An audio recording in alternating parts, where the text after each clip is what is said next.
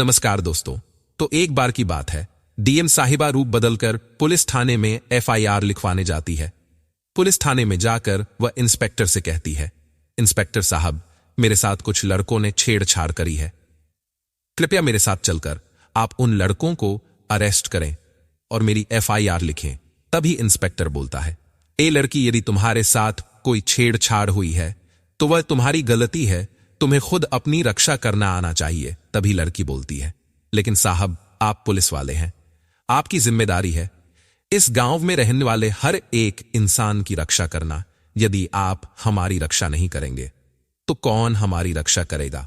आखिर हमारे दिए गए टैक्स से ही आपको आपकी तनख्वाह मिलती है। यह सुनकर पुलिस वाले का दिमाग बौखला जाता है और फिर वह गुस्से में जो कदम उठाता है। सच्चाई सुनकर दोस्तों आपके भी रोंगटे खड़े हो जाएंगे। दोस्तों, 16 सितंबर 2004 की वह रात आरती शायद ही कभी अपनी जिंदगी में भूल पाएगी। आरती मात्र 18 साल की एक लड़की होती है जो कि अपने माता पिता की इकलौती है। आरती के पिताजी का नाम होता है पाटीदार। आरती बचपन से ही पढ़ाई में बहुत होनहार छात्रा थी। हमेशा से वह क्लास में अव्वल नंबर लेकर आती थी। आरती के पिताजी का भी छोटा मोटा ठीक ठाक व्यापार था। वे अपने परिवार का बहुत अच्छे से पालन पोषण करते थे और अपनी बेटी को एक बहुत बड़ी सरकारी अफसर बनाने के लिए बहुत मेहनत से उसे पढ़ाते थे। यह घटना है 16 सितंबर 2004 की। आरती पढ़ाई करने के लिए अपनी सहेली नेहा के घर जाती है। नेहा का घर आरती के घर से कुछ ही किलोमीटर दूर था, इसलिए वह सुबह के समय पैदल पैदल ही नेहा के घर पढ़ाई करने चली जाती है। रात को आते आते आरती को थोड़ा लेट। उस समय फतेहपुर गांव में बिजली की बहुत ज्यादा कमी थी। रात के 10 बजे आरती सुनसान रास्ते से अपने घर के लिए आ रही होती है। तभी रास्ते में कुछ गुंडे आरती के आसपास अपनी गाड़ी घुमाने लगते हैं और आरती के साथ छेड़छाड़ करने लगते हैं। आरती काफी ज्यादा डर जाती है। अपनी जान बचाने के लिए वह वहां से भागने लगती है। तभी मोटरसाइकिल पर पीछे बैठा एक लड़का आरती की चुन्नी पकड़ लेता है। आरती उसी समय गिर जाती है, लेकिन फिर भी वह हिम्मत नहीं हारती और दोबारा खड़ी होकर भागने लगती है। क्योंकि गुंडे मोटरसाइकिल पर थे, इसीलिए वह वापस आरती का पीछा करते हैं और अगले ही चौराहे पर आरती को पकड़ लेते हैं। वहां से वे 4 गुंडे आरती को उठाकर पास में ही खेत में ले जाते हैं। उसके साथ छेड़छाड़ करते हैं और उसके साथ दुष्कर्म किया जाता है। उन दरिंदों में जरा सी भी नाम की भी दया नहीं होती है। वे मात्र 18 साल की लड़की के साथ इस प्रकार का काम करते हैं कि आरती दर्द से ही बेहोश हो जाती है। जब आरती कुछ समय और अपने घर नहीं पहुंचती है, तब आरती के पिता बसंती लाल जी पाटीदार उसे ढूंढने घर से निकलते हैं। वह नेहा के घर जाते हैं तो वहां से उन्हें पता चलता है कि आरती वहां से कब की निकल चुकी है। वे ढूंढते ढूंढते बहुत परेशान हो जाते हैं। तभी उनकी नजर खेत में पड़ी एक बेहोश लड़की पर जाती है। जब वे पास जाकर देखते हैं तो उनकी आंखें नम हो जाती हैं। वह उनकी ही बेटी आरती होती है। जब वह उस पर पानी के कुछ छींटे डालते हैं तो आरती को होश आता है। आरती बहुत ज्यादा फूट फूट कर रोने लगती है। एक तरीके से आरती को बहुत बड़ा सदमा लगा था। जब आरती पूरा सच अपने पिताजी को बताती है तो उनके तो पैरों के नीचे से मानो जमीन ही खिसक जाती है। वह आरती को लेकर अपने घर आते हैं। जब आरती की मां को यह बात पता चलती है तो पूरा परिवार बहुत ज्यादा फूट फूट कर रोने लगता है। आरती के पिताजी को अब बहुत ज्यादा गुस्सा आ रहा था। वह इस बात को छुपाना नहीं चाहते थे। वह चाहते थे कि उनकी बेटी को पूरा न्याय मिले और गुंड को सजा मिले। वह अपनी बेटी को लेकर पास के ही पुलिस थाने में जाते हैं। बसंती लाल जी की मुलाकात पुलिस थाने में मोहित कुमावत नाम के इंचार्ज से होती है। जो उसी थाने का इंचार्ज था, वह मोहित कुमावत को पूरी घटना बताते हैं और उनसे कहते हैं कि मेरी बेटी के साथ कुछ गुंडों ने दुष्कर्म किया है, तो आप अभी के अभी मेरी एफआईआर लिखिए और उन गुंडों को अरेस्ट कर उन्हें फांसी की सजा दिलवाई जाए। तभी इंस्पेक्टर मोहित कुमावत उनकी सहायता करने के बजाय उन्हें ही चिल्लाकर कहता है कि क्या हमने आपकी बेटी को बोला था कि इतनी रात को गांव की सुनसान गलियों में अकेले जाए? आरती के पिताजी बोलते हैं, अरे साहब, मेरी बेटी तो केवल उसकी दोस्त के यहां पढ़ाई करने गई थी। यह सुनकर इंस्पेक्टर को और ज्यादा गुस्सा आ जाता है वह कहता है कि अरे पढ़ लिख कर क्या कर लेगी, आखिर बनाना तो इसे 2 रोटी ही है और करना तो झाड़ू पोछा ही है। कौन सा पढ़ लिख कर ये इस शहर की कलेक्टर बन जाएगी या कोई बड़ी पुलिस अधिकारी बन जाएगी। आरती के पिताजी उस इंस्पेक्टर के आगे हाथ पैर जोड़ते हैं। बहुत ज्यादा गिरगिरा हैं कि साहब दया करिए, हमारे साथ गलत हुआ है, कृपया हमारी FIR तो लिख लीजिए।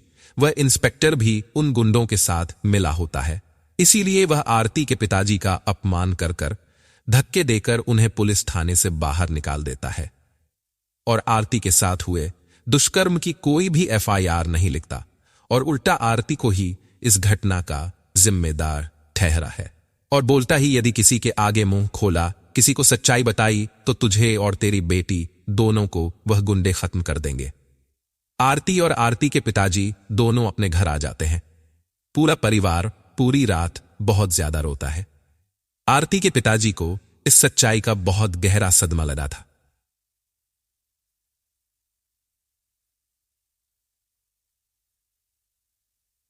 अस्पताल में भी उनका बहुत ज्यादा पैसा लग जाता है और आर्थिक तौर पर वह बहुत ज्यादा कमजोर बन जाते हैं और अब आरती के ऊपर सबसे बड़ा दुखों का पहाड़ तब टूटता है कि कुछ ही दिनों के बाद उसके पिताजी का भी देहांत हो जाता है। उसी सदमे के कारण तभी आरती के दिल में उन 4 दरिंदों व उस एक इंस्पेक्टर को लेकर आग जल जाती है। आरती मन ही मन ठाक कि मैं उन 4 दरिंदों को फांसी की सजा दिलवा सकूं, वह इस एक इंस्पेक्टर को इसके करतूत की सजा दे सकूं। अगले ही दिन आरती अपने शहर के कलेक्टर ऑफिस में कलेक्टर के पास उन दरिंदों की शिकायत करने जाती है, लेकिन वहां से भी आरती को कोई सहायता नहीं मिलती, बल्कि वहां से भी उसे ललकार कर भगा दिया जाता है कि तुम्हारी ही गलती है। इतने रात को अकेला क्यों घूमना और उन गुंडों का तुम कुछ नहीं बिगाड़ पाओगी, ज्यादा उनके पीछे मत पड़ो वरना वे तुम्हें और तुम्हारी मां को भी खत्म कर देंगे। आरती की मां ये सारी घटनाओं को देखकर बहुत ज्यादा डर जाती है। वह आरती को लेकर उस शहर को छोड़कर दूसरे शहर रहने चले जाते हैं। कुछ महीनों तक आरती और उसकी मां काफी ज्यादा सदमे में रहती है, लेकिन फिर एक दिन आरती की मां उसे समझाती है कि तुझे हिम्मत नहीं हारना ही, हिम्मत हारने से कुछ नहीं होगा। इस दुनिया में ऐसे दरिंदे हर कोने में छुपे हुए हैं, तुझे इनसे लड़ना होगा और इस दुनिया में पुलिस हो या चाहे कोई नेता हो, कोई भी किसी की सहायता तब तक नहीं करता जब तक तुम्हारा कोई सम्मान ना हो। तभी आरती मन ही मन ठान लेती है कि मुझे पढ़ लिखकर बहुत बहुत बड़ी अफसर बनना है। वह उन 4 दरिंदों से और उस एक इंस्पेक्टर से अपना बदला लेना है। आरती बचपन से ही पढ़ाई में बहुत होनहार थी। वह 12वीं और अव्वल स्थान प्राप्त कर 12वीं की परीक्षा में पूरे प्रदेश में टाई एन अप हासिल करती है। उसके बाद आरती को स्कूल की एक टीचर से सलाह मिलती है कि यदि तुम बड़ी ऑफिसर बनना चाहती हो तो तुम्हें UPSSC एग्जाम की तैयारी करना चाहिए। तुम्हारे अंदर काफी काबिलियत भी है, पढ़ में भी तुम बहुत होशियार हो। यदि तुम UPSC की एग्जाम पास कर लेती हो तो तुम किसी बड़े शहर की कलेक्टर भी बन सकती हो। तभी आरती टीचर से पूछती है कि क्या टीचर जी, एक कलेक्टर के आदेश से पुलिस वाले हट सकते हैं? एक कलेक्टर के आदेश से शहर में जो गुंडागर्दी होती है, क्या वह भी समाप्त हो सकती है? तो टीचर कहती हैं, हां, एक कलेक्टर के पास बहुत ज्यादा पावर होती है। उसके एक आदेश से पूरे शहर का वातावरण बदल सकता है। आरती को समझ आ जाता है कि जो बदले की आग इतने समय से उसके मन में जल रही है, वह केवल UPSSC की एग्जाम क्लियर कर क्योंकि उन दरिंदों को और उस इंस्पेक्टर को सबक सिखाने के लिए सबसे पहले आरती के पास पावर होना बहुत ज्यादा जरूरी है। वह UPSC की एग्जाम की तैयारी में बहुत मेहनत से जुट जाती है। आरती पूरे 2 साल की मेहनत करने के बाद अपनी UPSC की प्री और मेंस दोनों ही एग्जाम बहुत अच्छे अंक के साथ क्लियर कर लेती है। अब समय आ गया था आरती के इंटरव्यू के टाइम का। इंटरव्यू में आरती से प्रश्न पूछा जाता है कि यदि तुम कलेक्टर बन जाओगी तो तुम समाज में क्या बदलाव लेकर आओगी? तभी आरती अपने सामने बैठे अफसरों को बताती है कि जब मैं 18 साल की थी तो मेरे साथ मेरे गांव में ऐसी ऐसी घटनाएं हुई। मैं पुलिस थाने गई, मैं कलेक्टर ऑफिस गई, लेकिन कहीं से मुझे कोई हेल्प नहीं मिली और वह दरिंदे आज भी ऐसे ही घूम रहे हैं। मैं यदि कलेक्टर बनती हूं तो मैं सबसे पहले यही चाहूंगी कि हर शहर, हर गांव का वातावरण ठीक हो। कोई बच्ची हो या कोई महिला हो या कोई पुरुष ही क्यों ना हो, किसे भी बाहर घूमने में जरा सा भी भय ना हो। और यदि उनके साथ कुछ गलत होता भी है तो पुलिस हमेशा उनकी सहायता के लिए तैयार खड़ी रहे। आरती की सच्चाई सुनकर सामने बैठे अफसर भी काफी ज्यादा भावुक हो जाते हैं। कुछ ही दिनों के बाद रिजल्ट आता है और आरती का नाम सबसे पहले नंबर पर लिखा होता है। अब आरती एक कलेक्टर ऑफिसर बन चुकी थी। दोस्तों, आज की सच्चाई सुनने से पहले आरती की और उसके हौसले के लिए एक लाइक कर कमेंट में आरती की सराहना जरूर करिएगा। थोड़े ही समय के बाद आरती की ट्रेनिंग शुरू हो जाती है। वैसे तो दोस्तों, किसी भी कलेक्टर की पोस्टिंग उसी के जिले में नहीं होती, लेकिन क्योंकि हादसे के बाद आरती की मां व आरती ने उस जिले को छोड़ दिया था, इसीलिए संयोगपूर्ण आरती की पोस्टिंग उसी जिले में हो जाती है जहां आरती के साथ वह घटना हुई होती है। आरती फतेहपुर जिले की नई कलेक्टर बनकर आती है। क्योंकि काफी साल जीत चुके थे, इसीलिए वे दरिंदे और वह इंस्पेक्टर आरती को बिल्कुल भी नहीं पहचानते हैं। आरती अपना कार्यभार संभालती है और सबसे पहले वह शहर शहर में हो रहे 2 नंबर के गलत व्यापार को बंद करने का आदेश देती है। आरती के आदेश से पूरे शहर का माहौल बदल जाता है। शहर में हो रहे 2 नंबर के व्यापार ठप पड़ जाते हैं।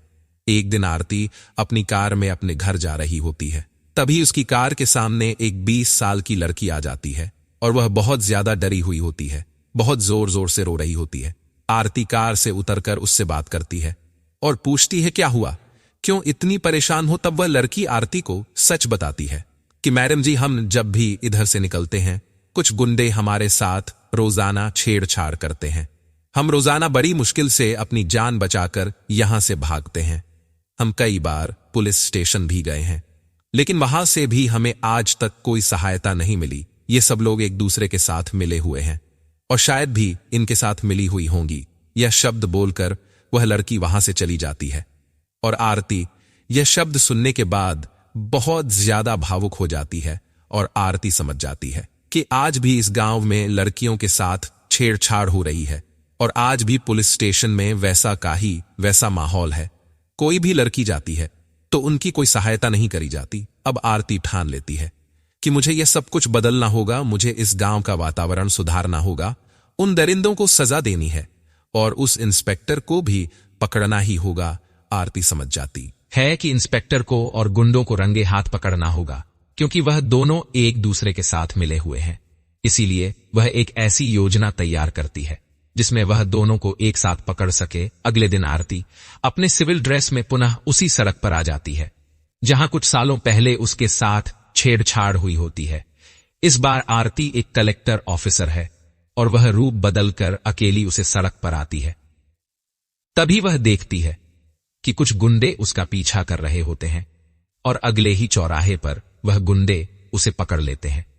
आरती उन चारों दरिंदों की शक्ल जीवन में कभी नहीं भूल सकती। वह पहचान लेती है कि यह वही दरिंदे हैं जिन्होंने कुछ साल पहले उसके साथ दुष्कर्म किया था। जैसे ही एक गुंडा आरती की ओर अपना हाथ बढ़ाता है, आरती उसे जोरदार थप्पड़ मारती है। इतने में ही पीछे से 4-5 पुलिस अफसर आते हैं और उन सभी गुंडों को पकड़ लेते हैं। तभी आरती दौड़ी दौड़ी पुलिस थाने जाती है और इंस्पेक्टर से कहती है, इंस्पेक्टर साहब, मेरे साथ छेड़छाड़ हुई है, कृपया मेरी FIR लिख लीजिए। मोहित कुमावत, जो उस समय भी उसी थाने का इंस्पेक्टर था, वह आज भी उसी थाने का इंस्पेक्टर है और वह वही शब्द दोहराता है जो उसने कुछ साल पहले आरती को कहे होते हैं कि अरे लड़की, तेरी ही कुछ गलती होगी, क्यों अकेले रात को बाहर निकलती हो। इस घटना के बारे में किसी को बताना मत, वरना तेरे साथ वह होगा जो तूने कभी सोचा नहीं होगा। यह शब्द दोबारा सुनते ही आरती का खून खोल उठता है। वह इंस्पेक्टर को भी जोरदार तमाचा लगाती है और फिर अपने असली रूप में आती है। पूरा पुलिस स्टेशन आरती को देखकर डर जाता है। सभी पुलिस वाले आरती को सैल्यूट ठोकने लगते हैं। तभी आरती मोहित कुमावत नामक इंस्पेक्टर को कहती है कि शायद तुमने मुझे पहचाना नहीं। आज से कुछ साल पहले मेरे साथ इसी प्रकार से दुष्कर्म हुआ था, मैं और मेरे पिता बसंती, लेकिन तुमने कोई सहायता नहीं करी। उस सदमे से मेरे पिताजी की भी मृत्यु हो गई। आज मैं इसी गांव में एक कलेक्टर ऑफिसर बनकर आई हूं और सबसे पहले आज मैं तुम्हें इस पद से सस्पेंड करती हूं और तुम्हारे ऊपर कानूनी कार्यवाही का आदेश देती हूं।